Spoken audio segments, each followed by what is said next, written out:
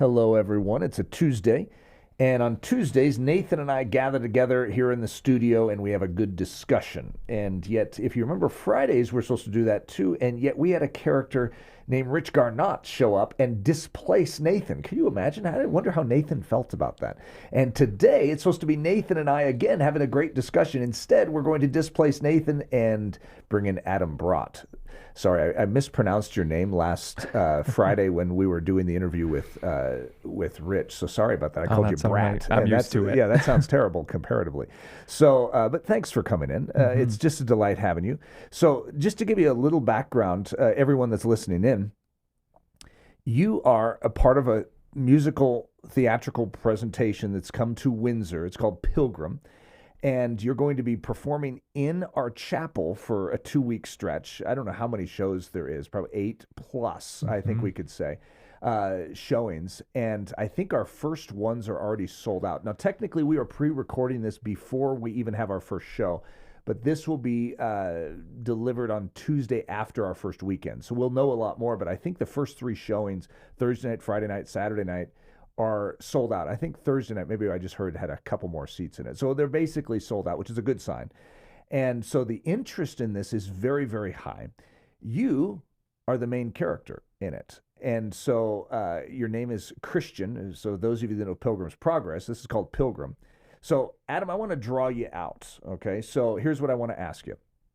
Of course, there's a risk of spoilers in this, but could you give just sort of an overview of the overarching message of this play? But then I want you to zoom in and drill down into maybe some of the key moments for you as an actor playing one who is symbolic of all of us that are walking the narrow way of the cross. So what's this overall presentation about, this production? Yeah, this presentation is essentially the gospel.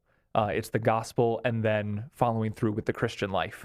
And so you get to see Christian all the way from the city of destruction and being lost in just the ways of this world. And then you see the king pull him out and call him to something deeper, and you see him start that path. And as he goes, you get to see him meet all these different characters that pour into him. And then finally at the cross where his burden is lifted and he's set free from that sin and that shame that's ensnared him. But then after that, it doesn't just stop there, which I find is just so encouraging because it doesn't stop for us either. Right. We press on. And so then he also, he encounters great joys on the rest of the journey, but he also encounters some of the most difficult situations that you could find yourself in. And so you really get to see Christian walk that entire journey all the way until he gets to see and hear the king say, "Welcome home, good and faithful servant." That wasn't a spoiler, was it? We don't want to give too much away. No, I don't think so. So I came in, I have 2 kids that are playing really, very small parts in this, but Hudson and Abby are there. Technically Harper's doing makeup and hair too. So I have 3 kids involved in this. It's been so much fun for them. And they are so impressed with you, Adam, in watching you, in seeing your role. But I walked in and you were singing, I think, as I walked in. And of course, as a singer, you can recognize singers. And I tell you what, you are extremely talented just in song and in the ability to sing, let alone your acting. And I remember when I first ran into Rich, who, if any of you missed the Daily Thunder on Friday, you need to catch that. And that's Rich Garnott.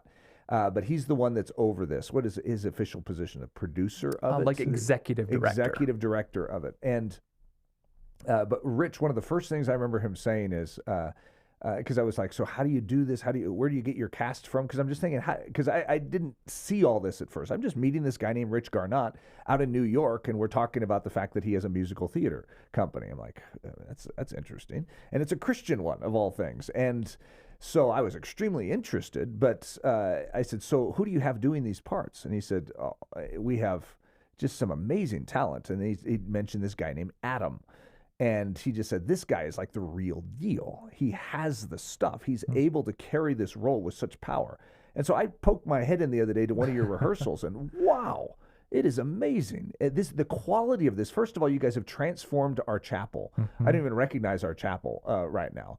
The stage goes out an additional 8 feet. We have I don't know how much technology is in the ceiling right now. The lighting is just extraordinary. It's going to be really hard for me when it all is stripped away and it goes back with you guys to Michigan, because it's pretty fun seeing what can be done in this chapel. But it is an amazing production that you guys have. And I've only seen little pieces, and I was moved deeply.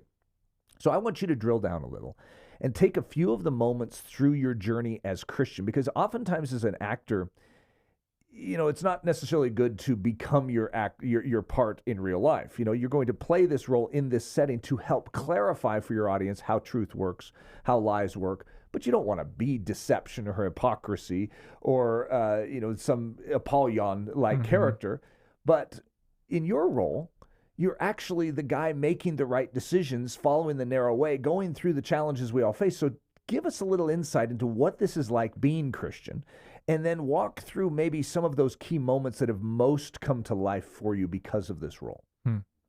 Yeah, I would say just overall, it's been a huge blessing to be able to play the part of Christian, just because there are, throughout the entire show, there are different scenes and scenarios that Christian finds himself in that believers, in looking at it, can find themselves in and can relate. And so as a believer myself, at different times, this is the third time that I've played the role of Christian.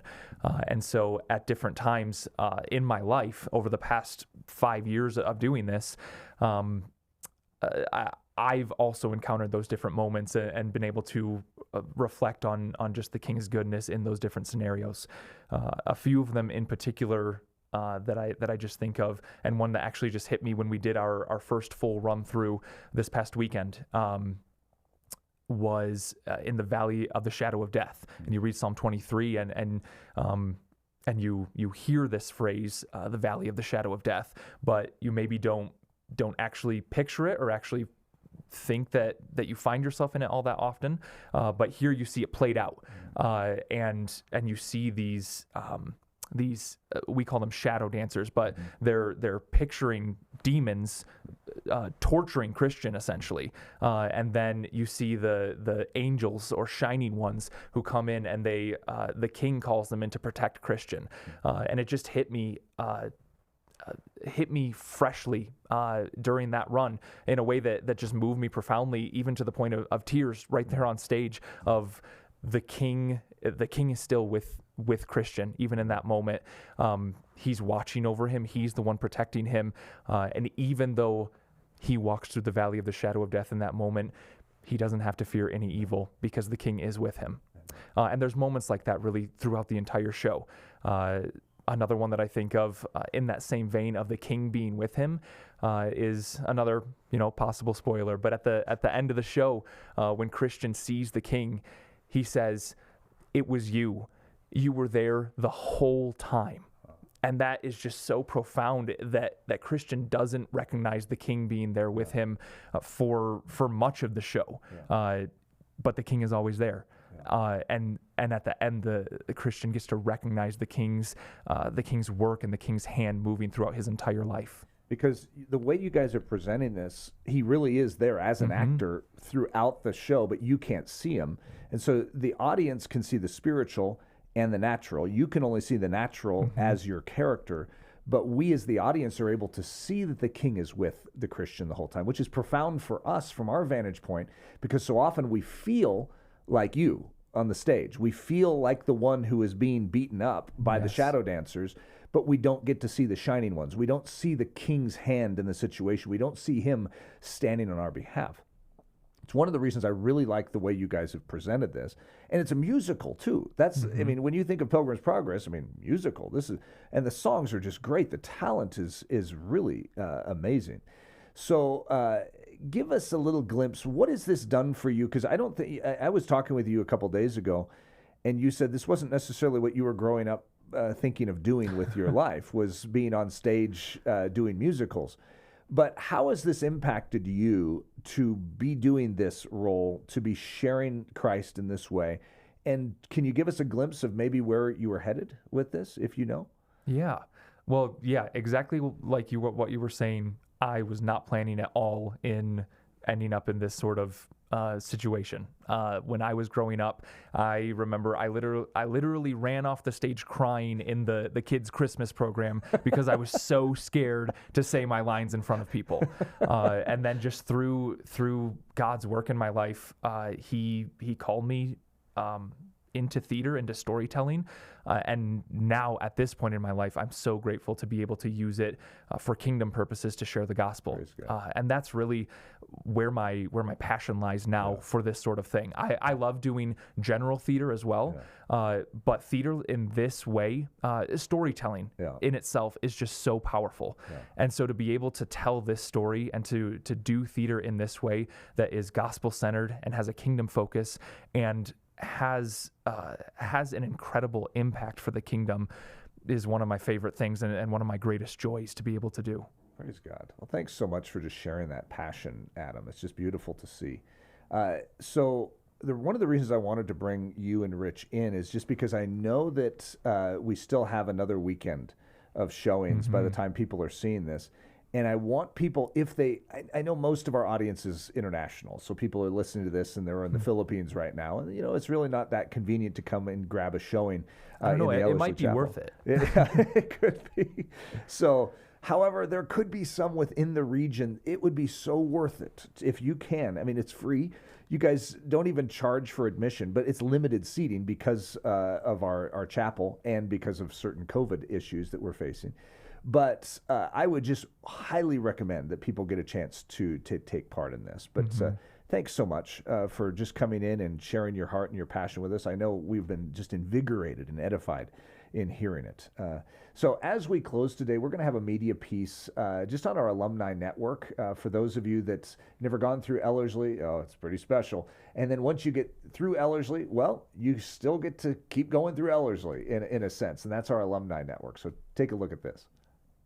Our desire is to better connect this truth and this time that you received when you were out here, and this awakening, this stirring, this deepening back home, so that you feel strong when you go back home and you don't feel like you're abandoned, but you feel like you're a part, an extension of a body. And that's what the Alumni Network is. For us, it's been a delight being able to do this and being able to stay connected and see you guys and keep those relational fires burning. So I'd love you to be a part of this.